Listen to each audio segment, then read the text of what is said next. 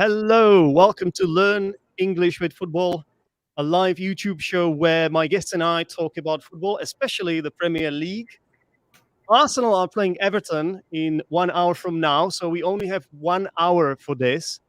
And there are a lot of things to talk about because there were two game weeks.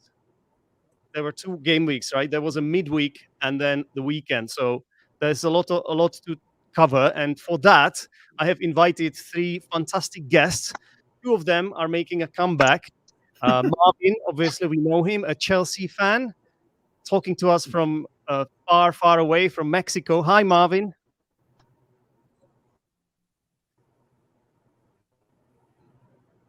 Hello. How are you doing, man? I'm going to switch to my phone. Because the connection is really bad. All right, that's okay. So let's move on to Simon. Hi, Simon, a Liverpool fan who has a soft spot for Bournemouth as well. Who doesn't? How can anyone dislike Bournemouth? Or even have an opinion on them, possibly. So if you guys want, you can... hopefully I'm showing the right thing. You can follow Simon on Instagram, English Football Vocab, at English Football Vocab. Is this correct, Simon? Yep, that's the one. Mm-hmm.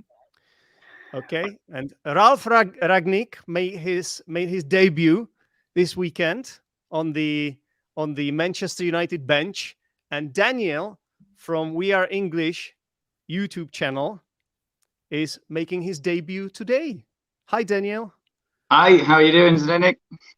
I'm all right. It's good to have you here. What's your team? Who do you support?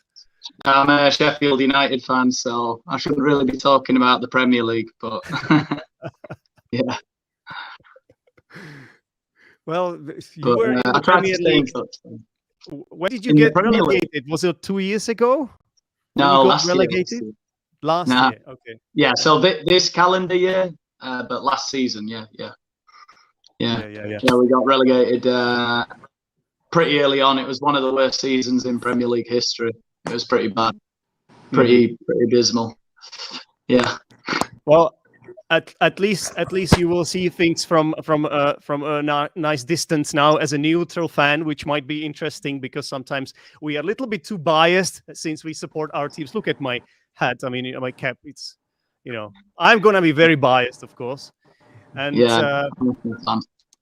Marvin seems to be back. Marvin, can you hear us? Hello, Marvin. Okay, well, it seems like Marvin's connection is not ideal today, but I promised that I would plug him. So this is Marv in time. I have no idea why it's showing me why suddenly we are so small, but Marv in time is Marvin's YouTube channel. That's the guy that is currently frozen, but it's a fantastic YouTube channel as well. So please do subscribe to all these YouTube channels and Instagram accounts, guys. They are great.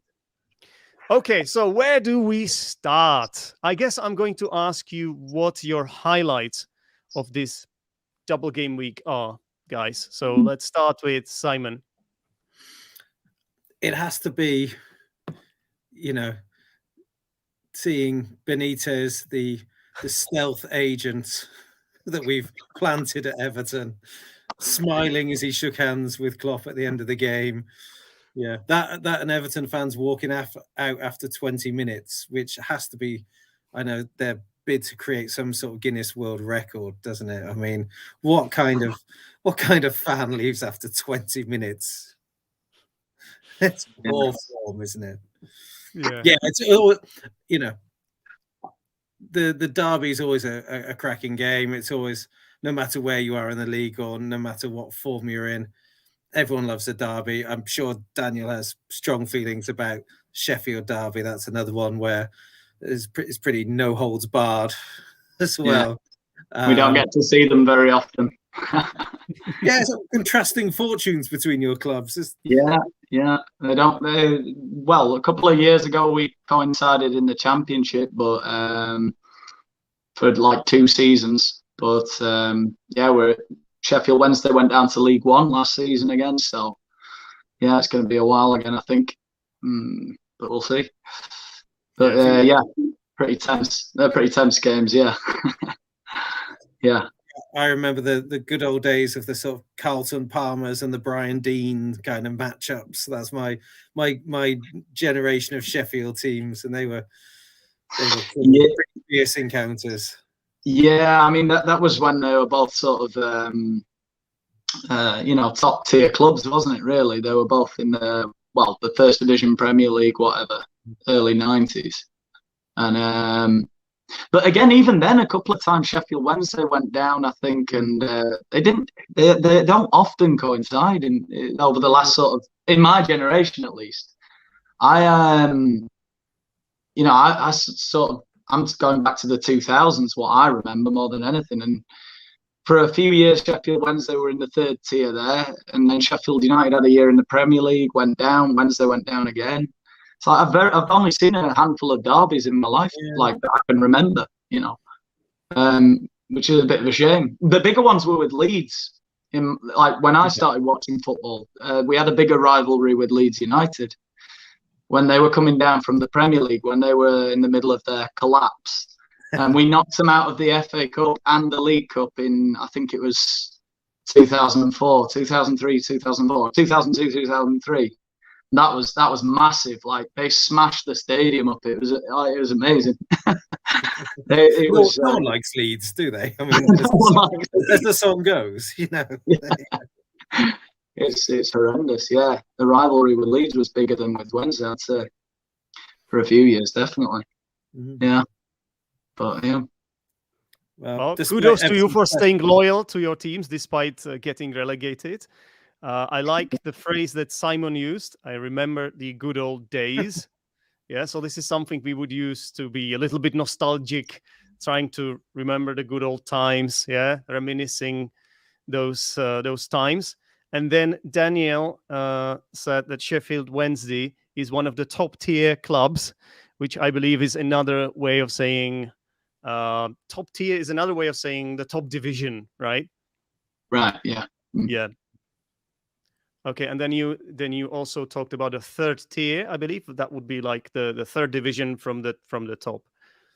Yeah, it's just like a level. Yeah. Okay, hang on. This is not hi.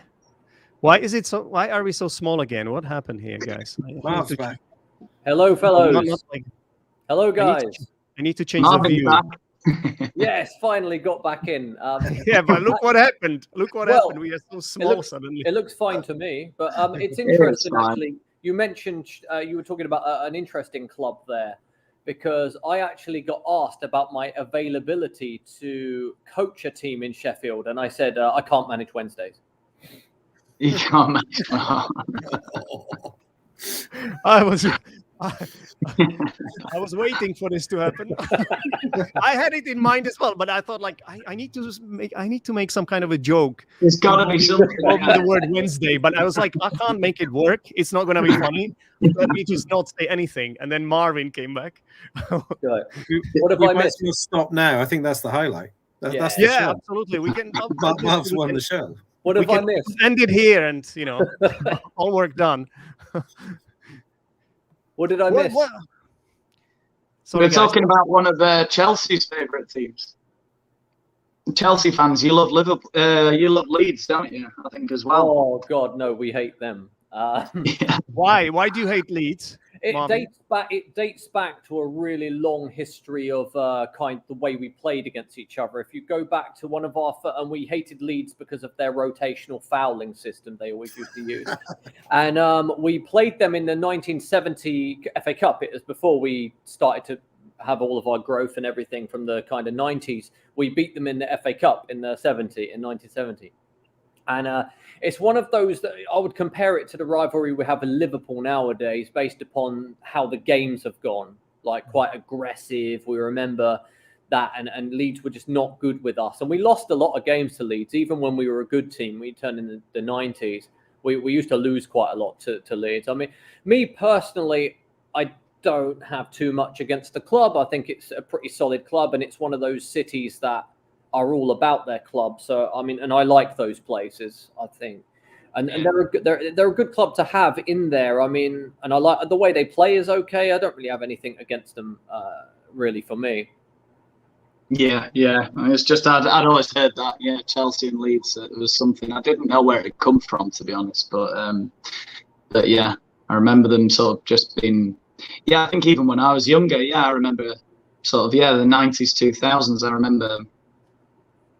I think at that time as well, they were both sort of similar sized clubs because they were not they weren't quite sort of, they weren't challenging for titles, but they both had big players and they both had sort of a bit of money to spend and very similar. We were on a very similar level at that point. And we had the same situation, I believe, where we were fortunate enough to have that step extra, but I think Leeds were very close to that at one stage when they were buying a lot of players, and they were really close to it, weren't they? So it was very similar.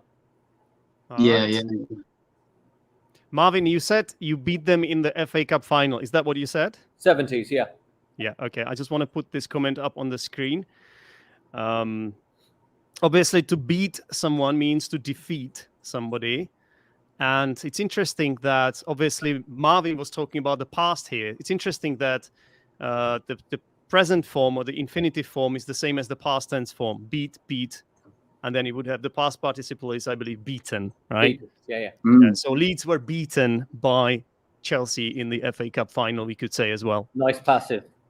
Yeah. All right. So I wanted to mention the Arsenal game, the Manchester United Arsenal game, which happened in the midweek. And Manchester United won that game 3-2. It was the last game for Carrick as the caretaker before Rangnick came in. And there was I don't know if you guys saw the game or at least the highlight. I saw. Yeah. You did? Yeah. So there was a bit of a controversy regarding the Emil Smith Rowe goal, which was the first goal of the game. Oh, yeah. So what happened is that David De Gea, the United goalkeeper, he suddenly went to the ground. Somebody stepped on his toe, and he went to the ground as if injured, as if badly injured.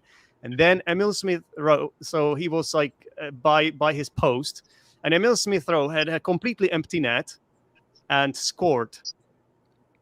And then the Arsenal players were not really celebrating because De Gea was like in pain there, and Manchester United players thought this goal would get called off. But then it turned out, after seeing the highlights, it turned out that or a replay that actually it was one of the United players that stepped they stepped on his foot. So it can't have really been disallowed. What do you think about this, guys? That's my opinion, but I'm biased. So, I mean, one reason players probably didn't celebrate is because no one celebrates anymore until VAR has checked everything for about a quarter of an hour. You know, you celebrate on the bus on the way back. You know, it's changed the nature of celebrations. If you go off doing one of those sort of Robbie Keane-esque somersault routines, you start look like a bit of a plank afterwards if it's been ruled out.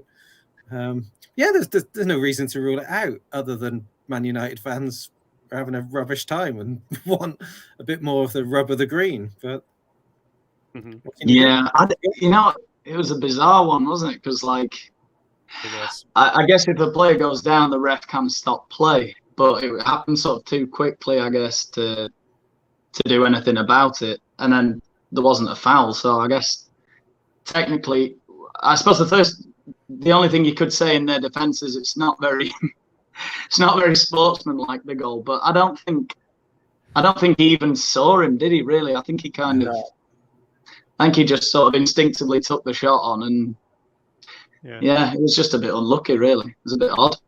No one takes a shot and looks around to see if everyone's okay before they shoot, do they?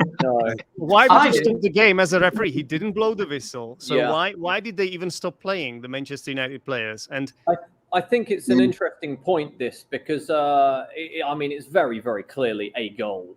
And I think anyone saying that it's not a goal, there's got to be something what they want to happen. There must be some kind of bias because, it was their own player who stepped on him. Yeah. And secondly, he's totally entitled to strike that ball. And, I think it's nice to see it happen because I hate it when players go down and fake injuries. It was okay in 2 minutes' time. I think Exactly. He looked as if he would have to be taken off on a stretcher or something. Come on. And even so, the defence should have continued to try and block the shot. There was about 7, as Man United usually play, all 11 players are in their own box.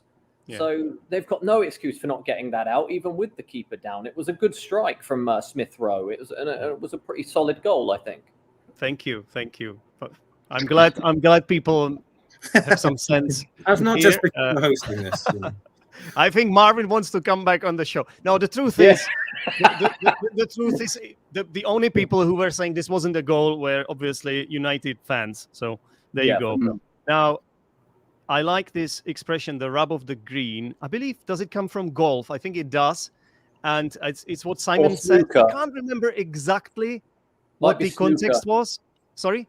Might be snooker. Snooker. Potentially. I thought it was cricket. Might be because I'm like, because it doesn't make sense because there isn't. Hang on, but is there on a cricket pitch? There's no part of it is called the green, is it? But that's why I thought it was golf. Green. That's why I thought it was golf. Could it be from bowls? Could it be from bowls? Because the bowling, not bowls, bowling. Bowling. I thought you said both. Yeah. What do the old people? Not sport.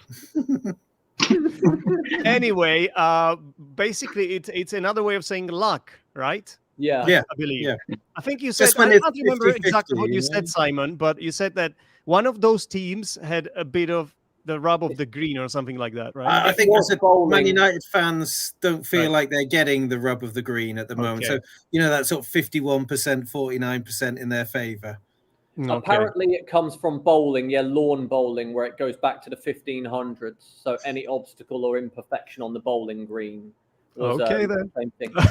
but it's not finished. It's not finished. It says the latter thing. It was later used in golf. Yeah. And how about cricket? Is there anything about cricket? I'm a bit more retro, so I'm. We could probably find it. I don't accept that interpretation of it. It's too modern. All right. People have been blaming other things since the 1500s for their shortcomings in sport. It sounds like about right.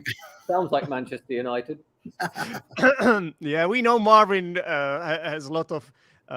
He has got a lot of good things to say about this team. Yeah, a lot.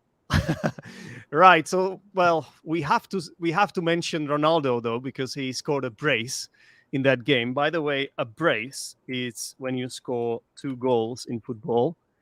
That was obviously heartbreaking for Arsenal fans like myself.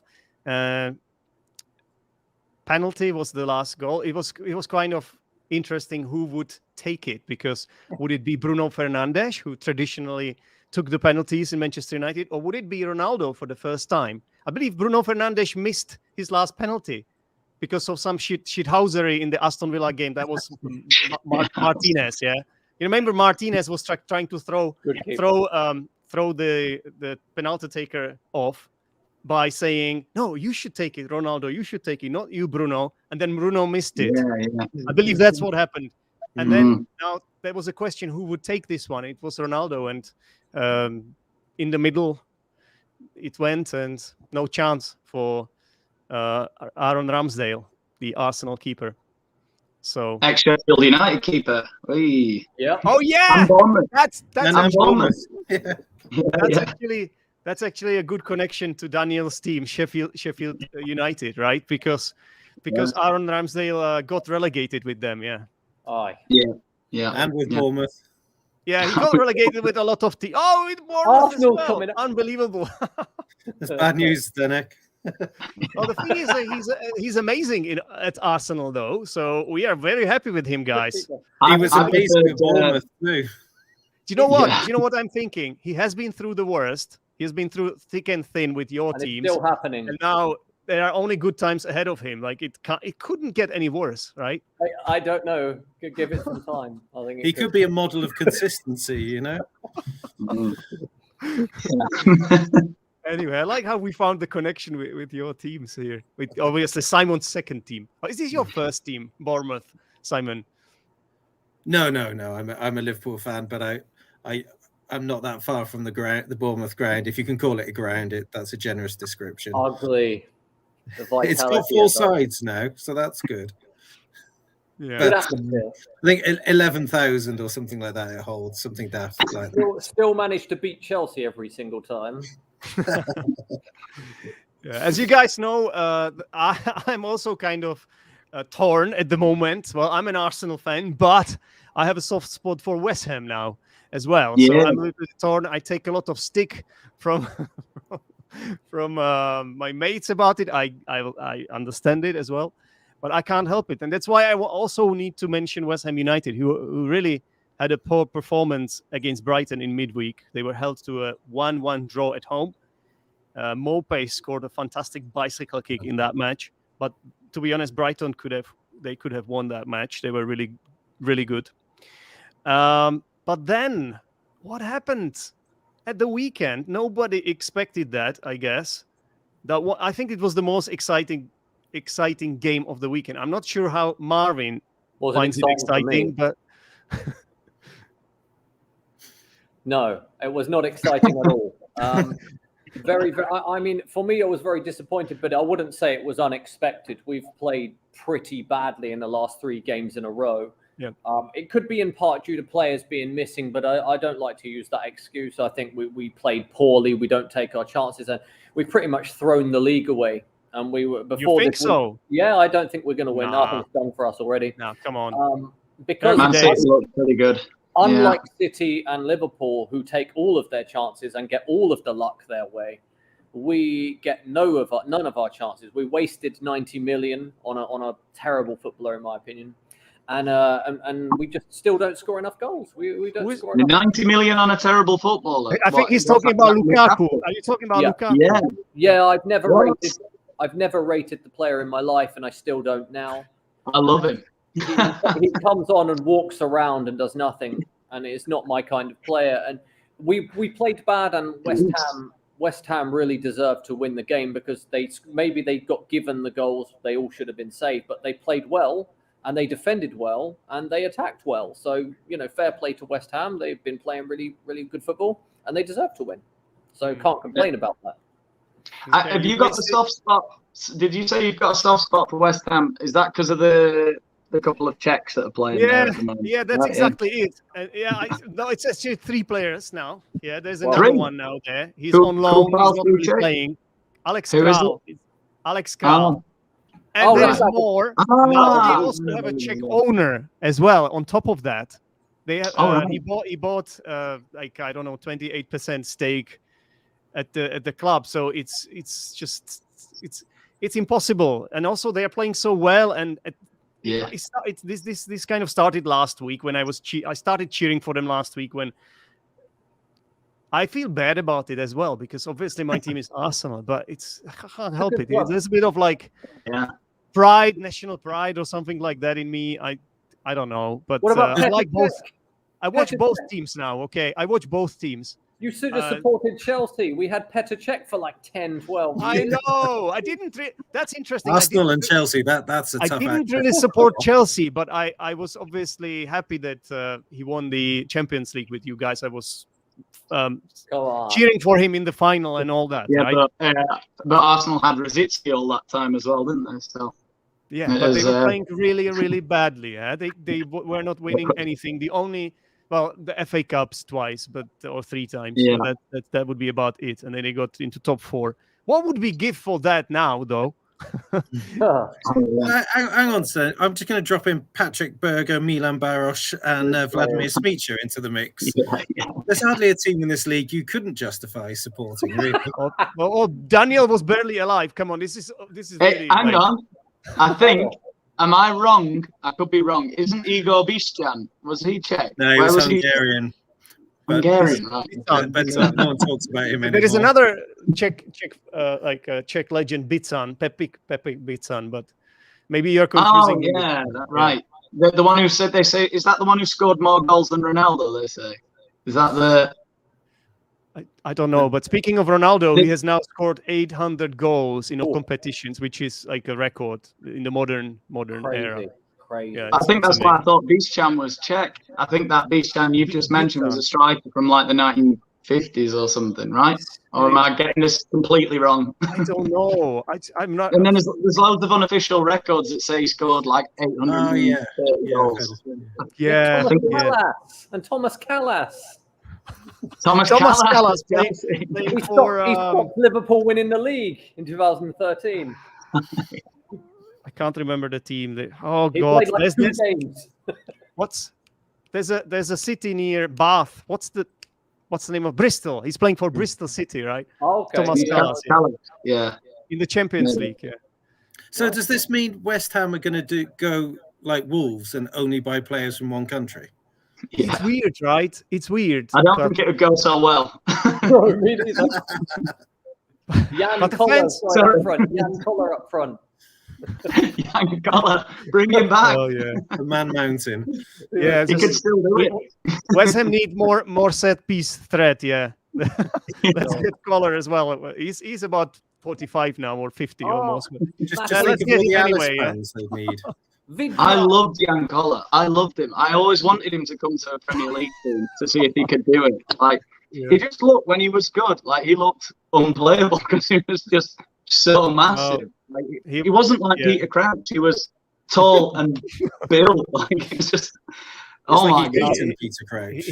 His thing was that he kept improving, so he was very clumsy at first, and he was just scoring headers. But then he kept improving, and he was fantastic with his feet as well, and held the ball amazingly, better than Lukaku.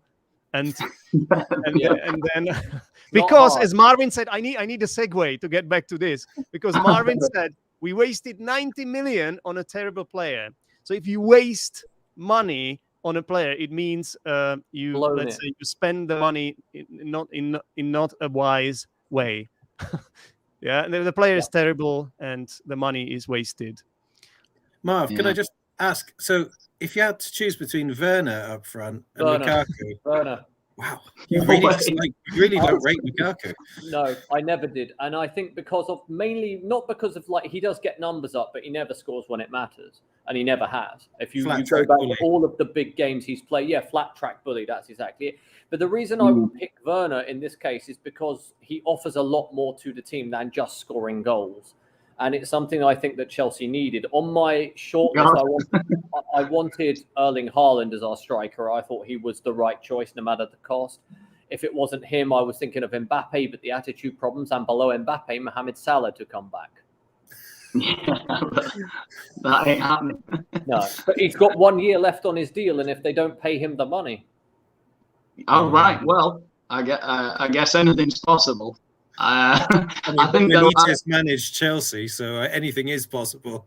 But what I mean by that is that if you take how Liverpool plays, for example, Salah, Mane, Jota can all score goals, but they are not only goals. Those players can beat their man. They can exploit spaces in behind. They can play the ball to feet with the final third and actually do something with it. Especially, for example, Mane and Salah are so direct that if they don't beat the player, they're still a constant threat. And that's why I like Werner, because he's a threat no matter what. If he gets the ball and he misses 10 times, the chances have still come 10 times. If you give the ball to Lukaku, what can he do? He's an in-behind striker or ball-to-feet striker with his back to goal. And all he can really do is bring players in. So he apparently is also a flat-track bully, which is something that Simon pointed out. A flat-track bully, meaning it might be cricket that it originates from, I think. I don't know, but the meaning is that he's good against weaker oppositions, but when it comes to the crunch, he doesn't produce the results you want him to. Isn't it a little bit unfair, Marvin, on Lukaku, though, because he has been injured as well? Yeah, but before the injury, he did well against the small teams, like Zenit and Arsenal and Those What do you kind mean of players. Arsenal? What are you talking Yeah. about? Should I But just no- remove you from the stream? But no, he played well in those games. So at the beginning of the season, he was doing pretty well, and it was a surprise to me because I don't really like how he plays. After a while, it's gone to how I expected it. Then he got injured, so I think that's just a continuation. I think he can be useful for the team, but I believe for 90 million, we could have done so much better. We could have gotten another winger or someone like that and just play Kai Havertz in there. So there were more options for us that were available. I don't think the club really took it into consideration, and I think that it was more like a panic buy to me. Marquee signing. They could have brought in Schick. Schick's absolutely flying. He scored 4 goals. He scored 4 goals now in the Bundesliga. Yeah. And he's I think he's the top scorer in the league. I don't know. Well, no, Lewandowski and Haaland. Lewandowski. Yeah, but I think he's second. Well, he's either second now, or third. He's in the second. Good. I like Schick. I just want to go back to Werner. Sorry. What's happened to Werner? Because he looked phenomenal in Germany. Yeah, I think I don't know. I guess the lack of technical ability, a lot of misses and panicking and stuff. I guess, but also he was injured too at the beginning of the season, so he's only actually started like I think around 3 games. So if his numbers are lower this season, it will be largely because of that. But if you actually look into the stats a bit deeper, Werner had more goal and assist contribution than any Chelsea player since Hazard. So he did a lot better than was given credit for. He just people fixate on those misses that we saw. You know, the ones where he missed from 1 yard and stuff. But it's no coincidence we won the Champions League with players like this, because for me, it's the kind. If you look at the goal we scored against City, he dragged the defender out so far that there's a big space in the middle that Mount was able to exploit. Then Werner Havertz got in behind and we scored the goal. And it's little actions like that players like Lukaku and Tammy Abraham just do not offer. And this was the argument from a lot of Chelsea fans last season that why isn't Tammy playing is because Tammy only offers goals and not enough of them. Whilst Werner offers a lot of off the ball, his defensive work's good. He's a good option to have running in behind. There are a lot of pluses to Werner for me. Okay. Well, the pundits have been saying that it's top 3 now, right? That Chelsea, Liverpool, and City look the best teams, and there's a big gap behind them. Marvin is saying that he doesn't think that Chelsea are in the mix anymore. I still don't believe this. The truth is, from the last 5 matches, you won 2 games, you drew 2 games, and you lost 1 game. That the West Ham game. I've seen the last 5 match form. Daniel, I'm going to ask Daniel. Do you think we should still consider Chelsea to be one of the teams that can win the title this year? I think there are a couple of things, aren't there? There's injuries because they haven't had Kante and Kovacic for a few, I don't know how many games is it, or how bad are the injuries? So how long are they out for? Kovacic will be back for the next game potentially. But right. Kante, we don't know. But Ben Chilwell is injured now as well. He was really good. I think that could be that could be problematic because I mean, you know, Kante, I don't know. You feel like he's going to be important in anything Chelsea do, really. Yes, he's a. Where did he come in the Ballon d'Or? 5th. 5th. Okay, there you go. So. Yeah, I think it was. And Jorginho was 3rd, right? Jorginho was 3rd. How did that happen, Simon? How could Jorginho get to the 3rd? I know. I guess they didn't accept all the votes for Mo Salah that should have been in there, because I wouldn't swap him for anyone right now. Salah was even better than Messi. Messi did not deserve this award. No, it should have been Lewandowski, obviously, right? Everybody is saying that. Possibly. Yeah. Even Messi said it himself, right? I would have had Lewandowski, Salah, and Kante in the top 3 for last season. Seems reasonable, yeah. All right. So, Simon, do you fear Chelsea this year? Yeah, always. Yeah, you I understand Marv's frustration, and I think I heard Tuchel talking a lot about the state of their midfield rather than anything else being a massive factor. And you know, it's a team that has always worked really hard. You know, you always know you're in a game against them for sure, no matter what form's like. You never see a Chelsea team getting booed off for not trying, that's for sure, you know. And you know, I was just thinking back to the goal that Mount scored the other day, that volley. Wow. And The volley. And you just see all the passing and the movement around in the build up to that goal, and you just think this is still a team that can score at any time if it when it puts everything together. And I thought I rated Lukaku earlier, but now I'm starting to doubt myself a little bit. And I think what it comes down to is that, like, the team identity, because with him the identity changes. Yeah. With these players like Havertz, Ziyech, Mount, Werner when he's fit and on form, they're interchangeable. And I don't mean that in a bad way. You know, they're fluid, they're moving quickly. I know we talked about the directness of Liverpool, but there's a speed and power to Chelsea's game that those players have, married with incredible technique as well. So, I mean, we've got to contend with the African Cup of Nations as well. We lose Mendy as well. Oh, yeah. And Ziyech. Of course, yeah. So West Ham to win it then. Get the Czech flags out now. Yeah. I don't know how I feel about all these guys.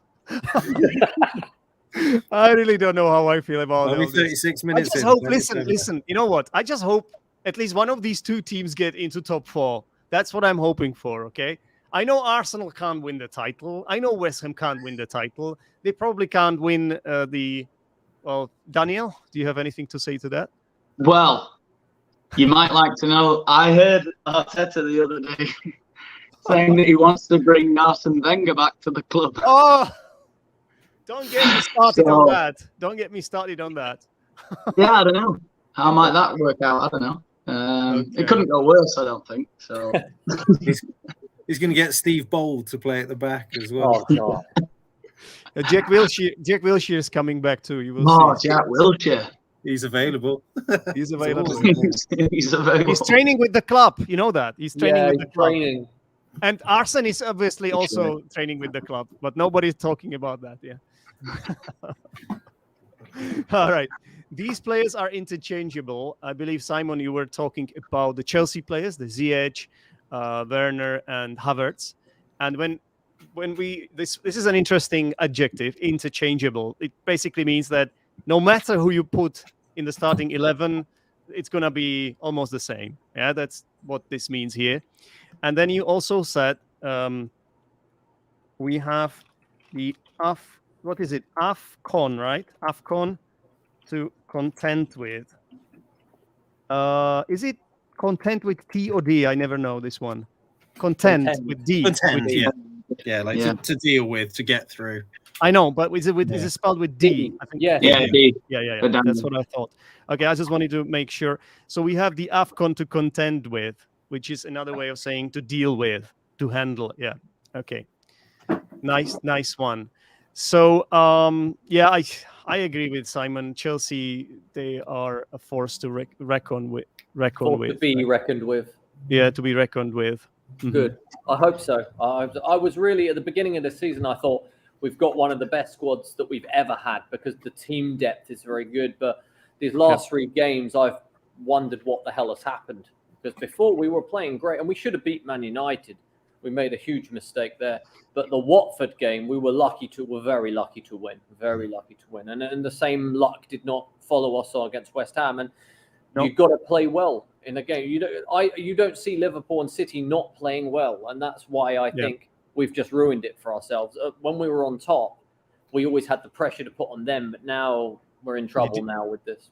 You didn't have the rub of the green, obviously. No. And you also said that the team depth is very good. You can also say the squad depth, which is a very interesting phrase as well. That's when you're talking about basically how many players you have in a team that are good enough, I guess, to start. So the squad depth, obviously now there's a big problem in West Ham because West Ham lost. Their West Ham players are dropping like flies now. The center defenders in particular, So we have already. I say we. It's really weird, right? I shouldn't say we at all. You see, this is the Freudian slip. It's happening. So, well, they lost. I have to say they. Come on, Zdenek. They have lost Angelo Agbuena earlier with cruciate ligament injury, which is terrible. The end of the season. Yeah, he has to have an operation, and now one of the best defenders that has been in West Ham for years, Kurt Zouma, an ex-Chelsea player who has done amazingly well this season. He's injured too, and the rumors are he could be out until April, which is really bad, really bad. He even wanted to play when this happened. Yeah, he's a warrior. Yeah, it's a real worry. And then Ben Johnson, the young player as well. Don't like him. Went off.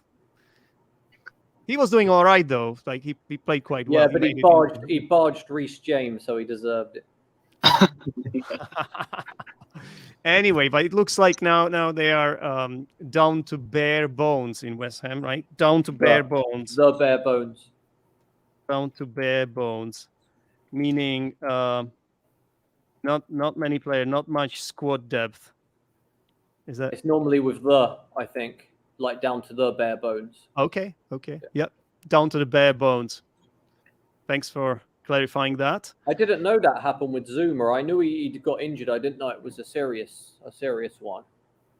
Yeah, because it was just it was like a knock on his thigh, wasn't it? He kind of he clashed. He tackled someone. I can't remember what happened. He made like a sliding tackle to block. Yeah. And who was the Chelsea player who went down? They both sort of looked injured. Havertz was injured as well. That was it. Yeah. And it looked like nothing. But we don't have Nrup here today, the doctor, who often comes on as another Arsenal fan. But Simon, do you think that that there is, you can see some sort of a pattern in more players getting injured because of how demanding the league is, and obviously it's getting worse and worse now. December, there are going to be 2 matches a week for the teams, right? So, yeah, I don't know. I mean, I'm old enough to remember the days of only having one substitute and no substitute goalies. So really, what? Yeah, that's just how old I am. I can't believe that. So, and the squads, I think it's tougher on other teams. I should think if the likes of, maybe not Newcastle, obviously after January, but Burnley and Norwich, when they're down to the bare bones, then I don't know. Did you see that game in Brazil in Portugal, where there were only 7 players? Yeah. And it was to do with centre back, and it was bizarre. Yeah, they can claim to be down to the bare bones when you've got no subs and you're only playing 7 outfield players. Yeah. I mean, the players are so athletic and so. On the one hand, they're incredible athletes and they push themselves to the limit all the time, but they've also got an army of dietitians and people. If they cough, it gets picked up on Opta Stats or something like that. Especially if they cough nowadays. These days. Call an ambulance. Do you know what I found? Speaking of this and COVID situation, I found really bizarre that Souček, after the Chelsea game, he was so excited that he started high-fiving with almost every single West Ham fan in the stands. I couldn't believe it. How could they let him do that? Like, isn't he gonna contract COVID, or is he just they're not afraid anymore because he's vaccinated? I don't get it. Like, why is this even a thing? Czech people are fearless. I thought it was a bit weird. Yeah, don't know. Hopefully he doesn't come down with COVID now after that. Him and the 10,000 people he high-fived as well. Yeah. All right. I think we need to talk about Liverpool. So I believe, well, we already mentioned the Merseyside Derby, right? You won 4-1 against Everton, actually, at the beginning of the show. And then there was another game you played away at Wolverhampton Wanderers against Wolves. That ruined my weekend. 94th minute winner. Standard Divock Origi goal. Yeah. I loved what Andy Robertson put on social media. He said, "When my kids grow up, I'm going to take them to see the Divock Origi statue." One second, I need to switch on the battery. He didn't like Origi very much. He just Yeah, really not Czech enough for his life. But Jota, who has otherwise been on fire, I have to say, scoring goals left, right, and center. Oh, Jota missed an absolute sitter in that game. That was quite ridiculous because the goalkeeper wasn't in the goal anymore, and he hit one of the players in the. He was trying to play the ball, the goalkeeper, somewhere near the corner flag, and then Liverpool won the ball, and Jota was going on the goal, empty goal, but there were two defenders, and he hit one of them in the balls. Connor Cody, ex-Sheffield United, and Liverpool. Yeah. That was the most bizarre moment, honestly. It took me back to Ronnie Rosenthal missing an open goal. Oh yeah, I remember that. Yeah, went round the keeper, into the box, hit the crossbar. Or Torres for Liverpool. For Chelsea against Man United. Yeah, that was awful. But I think that Jota miss was not as bad as people were calling it out to be. You get one-on-one and you see the defenders there, and he's just tried to kind of smash it in, and it blocked it. I don't think it's as bad as that Rosenthal thing. The question is, Marvin, the question is, should he be trying to smash it in when there is no keeper? Shouldn't he just? But I think in that case a bit more instinctive, because he got past the keeper and he's like, "Oh, I'm not going to just try and score now," and obviously a little bit extra pressure because he used to play for Wolves. Yeah, and he'd missed a decent header as well earlier in the game as well. So I think he was feeling the pressure. It's tough because he danced around Pickford and in the derby and showed easy work. Yeah, maybe different team, different circumstances. But yeah. I mean, he scores a lot of goals, so I mean, you can kind of forgive him for that one, I think. Yeah. It was hilarious. It reminded me of me. I can see myself doing the exact same thing, like panicking right at the last second. Just hit it either side and you get straight at the two players that are in the middle of the goal.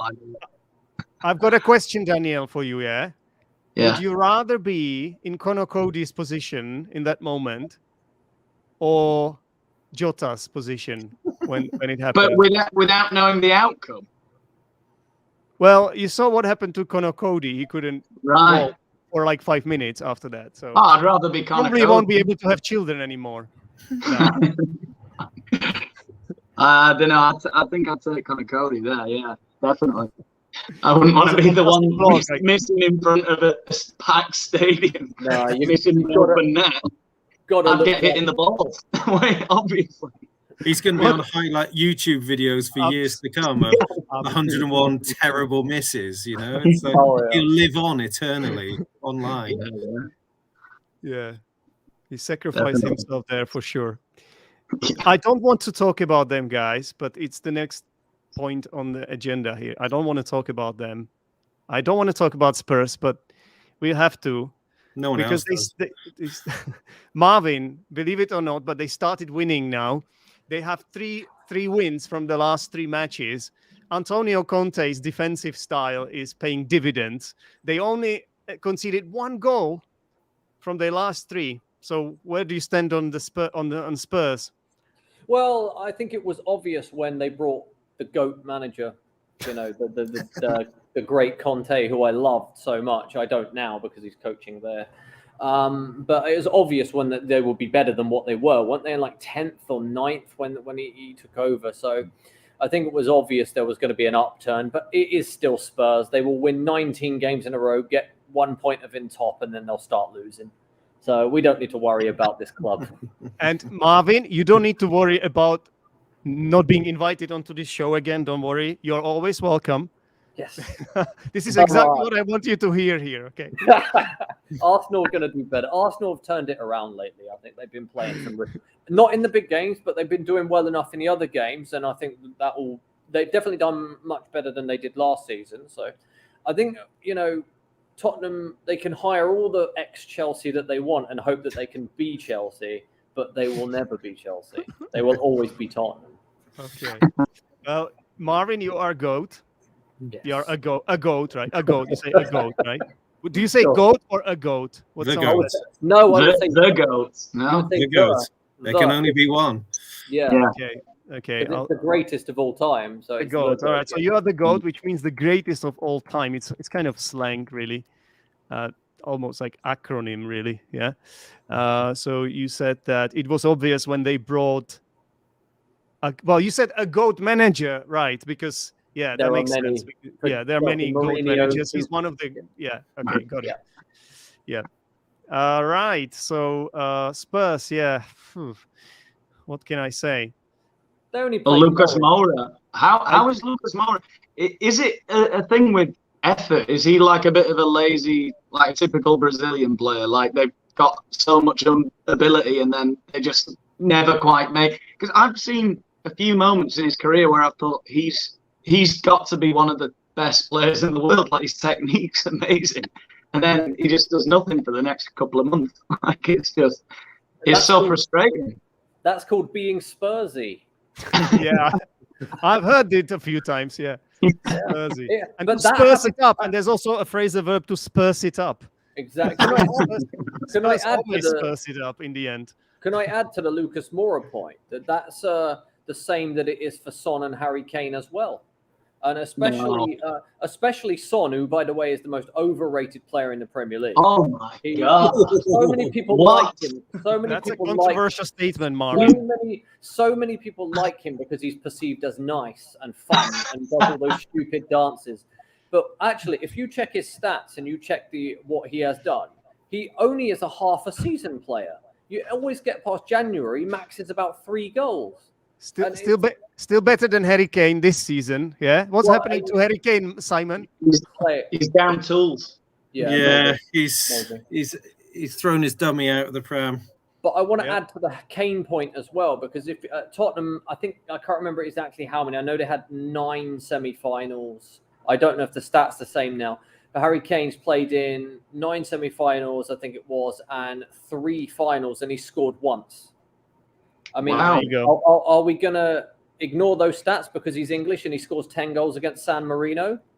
Or is it going to get the rightful discussion that it deserves? I think he's in decline, not that he's totally down tools, but he has had injuries, so you can obviously respect him there.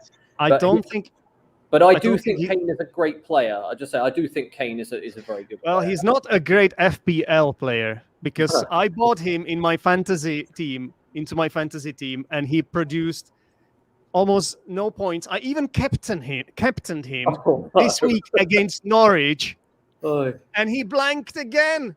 I got so angry. I really when this game ended, like the second the referee blew the whistle, I just transferred him out and to get Ronaldo because I couldn't handle it anymore. I couldn't stand it anymore. Well, Ronaldo will guarantee you goals. Exactly.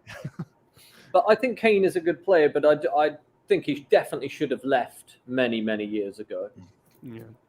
He's starting to remind me of sort of the latter end of Shearer's Premier League career, where if the ball's on the edge of the box, he's got a shot. It's going on target, probably going in, and it's sort of down to his greatest hits of skills and take the penalties, take free kicks, work and almost get into that too big for the club kind of thing. It happened a bit.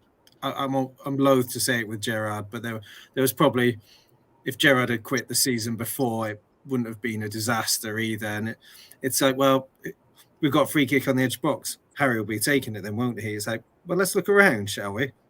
Let's ask ourselves who's better placed to take this right now. And of course, the longer he goes without a goal, the more he seizes on every opportunity to try and play his way back into form. I think it's not the beginning of the end, but certainly the end of the beginning, I think.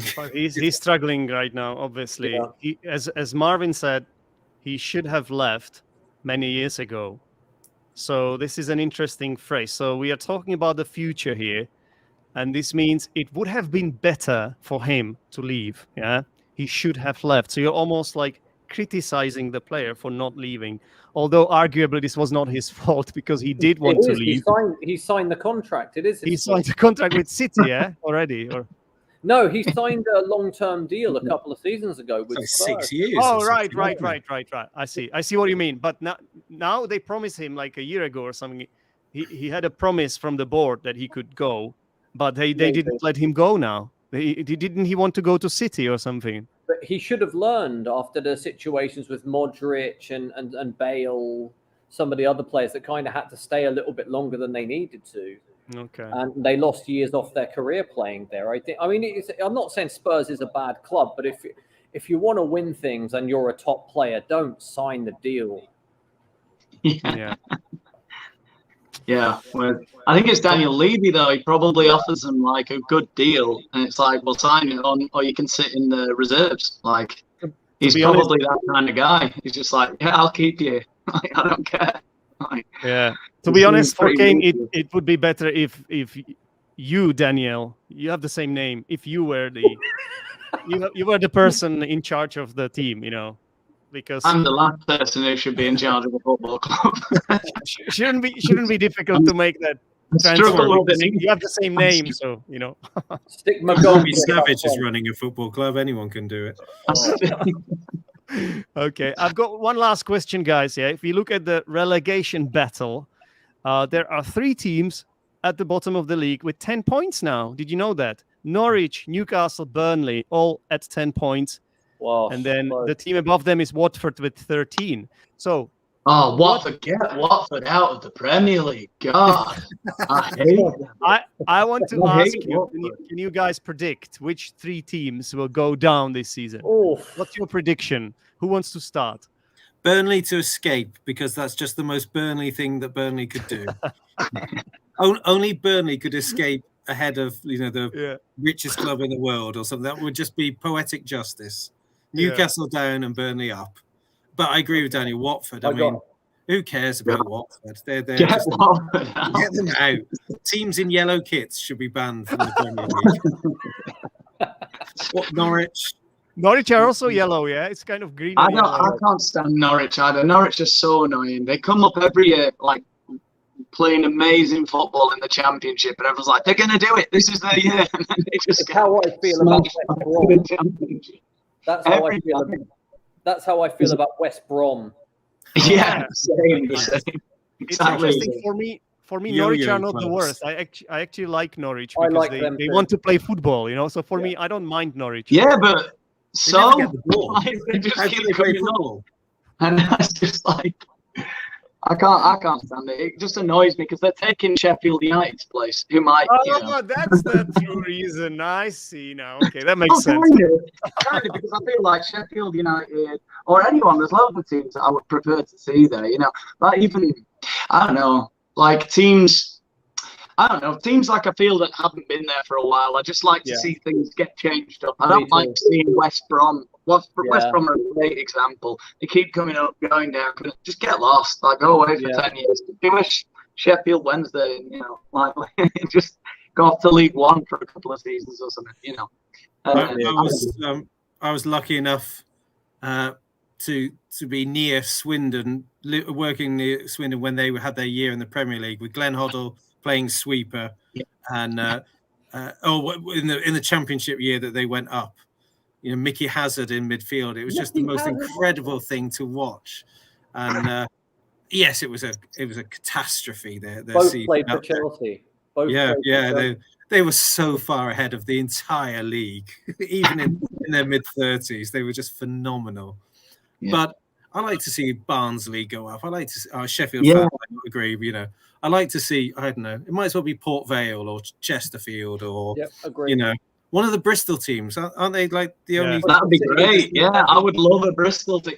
Or Birmingham City haven't been there for a while. I kind of liked to see them. The Birmingham Derby with Villa and I don't know, anything, just something more interesting. We have had a Bristol City fan here as well. We've had. Cool. Yeah, Well, it's got a problem because at the moment the Championship is not looking nice. It's Fulham first, Bournemouth second, and West Brom third. Yeah. Mhm. Coventry are around the playoff. That would be great. I'd love to see Coventry get back up. That'd be great. It's because they've got the best left back in the league. Ian Maatsen is on loan from Chelsea. Ian Maatsen. All right, guys, fantastic. So only time will show how this will all pan out. But thank you very much for your tips. There's one more thing, sweeper. It's an interesting word. So I believe we don't play. Well, you were saying Glenn Hoddle used to play as a sweeper, Simon? Yeah. Then I think didn't he get Ruud Gullit to do it for him at Chelsea? Yeah, I don't know, but what I wanted to say is that Ruud Gullit played everything except goalkeeper, didn't he? Though he was just like insane. Because I don't remember him playing, but I sort of looked at clips and heard people talking about him, and they've said, yeah, he played centre back, could play centre forward, wing. He was just. He came second in the Ballon d'Or one year. I don't remember what year it was. Probably around 88. That's when they won the Euros. Yeah. The Van Basten, Rijkaard. Oh God, I'm feeling old again now. My God. I just wanted to say sweeper. It's like a defender that's kind of stays behind the defensive line. It's really not played anymore. I remember doing this a lot in the village football though, because I guess it's the traditional way you have. And this sweeper, it doesn't mark anyone. That's how we used to play it here in the village. It would be the only player that doesn't have to mark anyone, right? But these days it's all zonal marking, so I think that's probably why this role has disappeared as well. Like it's not used anymore. And also because of the offside trap, I don't know. Anyway, guys, I want to thank you very much for today's participation. I really have to go because Arsenal might have scored already. You never know, right? Tell me, Marvin, don't look. I don't want to know. If we are losing, I don't want to hear it from you, okay? Focus on Chelsea, mate. Okay, brother, I got it.